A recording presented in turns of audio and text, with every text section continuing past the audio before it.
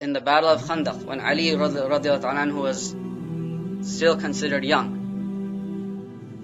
Comparatively, he wasn't that old or experienced in warfare. When the Quraysh came, and one man from amongst them, Amr ibn Abd Wud, he crossed the trench. And they would count, if there were 10 people and he was amongst them, they would count 9, and they would count 109 then after. If he was the 10th one, they would count that as 109 people. He was considered to be equivalent to 100 men in strength. So he came and he said, "Man yubarizuni," who is there who will come and basically take me on? So Ali karamallahu wajhu stood up and said, "Ana ya Rasulullah, I will." So Nabi Kareem sallallahu alaihi wasallam told him, "Ijlis innahu Amr," sit down, this is Amr we're talking about. So then again that man, he had again challenged the Muslims. Said, "Who's gonna come and take me on?" And Ali radiallahu anhu stood up again and said, "I ya Rasulullah." And Nabi sallallahu alaihi wasallam made him sit down. This happened a third time. The third time he said, "Who cares if it's Amr?" Ali radiallahu anhu said, "Who cares, whoever it is." So the Nabi sallallahu alaihi wasallam then said, "Fine, go and do what you need to do." And he made dua for him, and he continued to make dua for him continuously because they couldn't see what's happening after that. They went, and Amr bin Abd Wud, he saw that Ali bin Abi Talib was there to fight him. And he said, "Oh nephew, what are you doing here?" And he said, "Look, I present to you the message of Islam, you either accept it." And he said, "Well, if I was to accept it, then I'd be on your side and not on this side." And said, "Well, if you don't want to accept it, then face my sword." And he said, "Look, nephew, I don't want to kill you." Ali radiallahu anhu said, "But wallahi, I want to kill you because you're the enemy of Allah." And when he said that, the other man, Amr ibn Abd felt some ghaira. He felt whatever he felt, that okay, my izzat, my honor is being challenged here by someone who would be considered my nephew. He jumped off his horse and they started a fight, and the dust cloud ran up and people didn't know what's going on. Eventually they saw a body on the ground and a head severed. And Ali radiallahu anhu picked up that head and said, "Here's the enemy of Allah that's now been defeated." So his title, Asadullah al-Ghalib, the lion of Allah, the dominant. We know that Hamza radiallahu anhu in the battle of Uhud was given the title of Asadullah wa Rasuli, but Ali radiallahu anhu was also given the same title.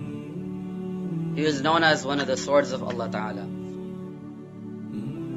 The love of Rasulullah sallallahu alaihi wasallam for Ali radiallahu anhu, and the love of Ali karamallahu wajhu for Rasulullah sallallahu alaihi wasallam can be seen, and in fact his maqam and his daraja and his status and rank with Allah and His Messenger sallallahu alaihi wasallam can be seen on the night of Hijrah. Oftentimes we give, and with of course as is deserved, we give a lot of credit to Abu Bakr Siddiq radiallahu anhu during the Hijrah because he had prepared everything for it and all the sacrifices that he's done, ala ra'si wal ayn, of course. But we overlook the fact that if I was to tell anyone, I'm going to travel and leave because everybody wants to kill me, could you please stay in my house, sleep in my bed? People will probably think that you are me.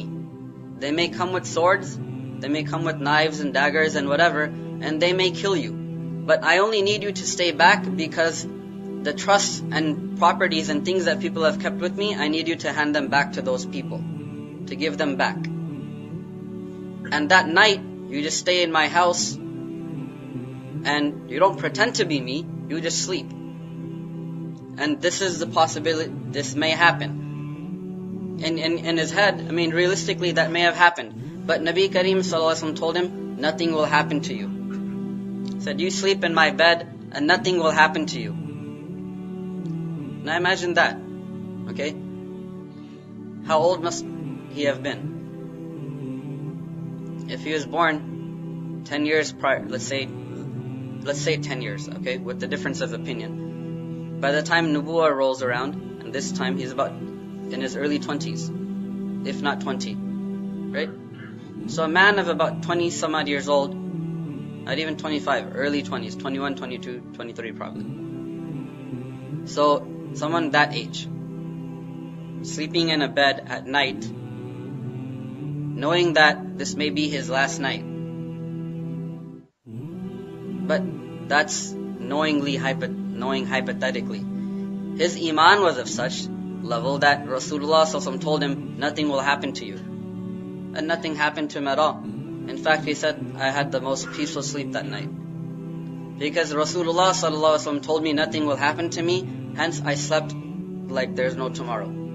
That was the most peaceful sleep I have ever received in my life. His own words. And he got up and they came and they saw that it was Ali radhiyallahu anhu. He stayed back because he had to give the amanat of people back to the rightful owners. And then he left from Medina a few days later. His mental description was such that he himself would say, ask me regarding any ayat of Quran, I can tell you whether it was revealed, whether on a mountain or on the ground, or while Nabi Sallallahu Alaihi Wasallam was mounted on an animal, or he was walking, or if it was on high ground or low ground, where exactly it was revealed, at what time it was revealed, regarding whom it was revealed. He himself says regarding his own knowledge of Surah Fatiha, that if I were to write down what I know just regarding the first surah of the Quran, which are only 7 verses, it would take 500 camels to carry the load of what I know in terms of paper. Just regarding Surah Fatiha alone. Imagine the rest of the Quran. Okay? So, that is the magnitude of ilm that Ali radhiyallahu anhu has, as Imam Tabrani narrates in his Marjam, that Rasulullah sallallahu alaihi wasallam said, "Ana darul hikmati wa aliyun babuha," that I am the gate of wisdom, city of wisdom, and Ali is its gate.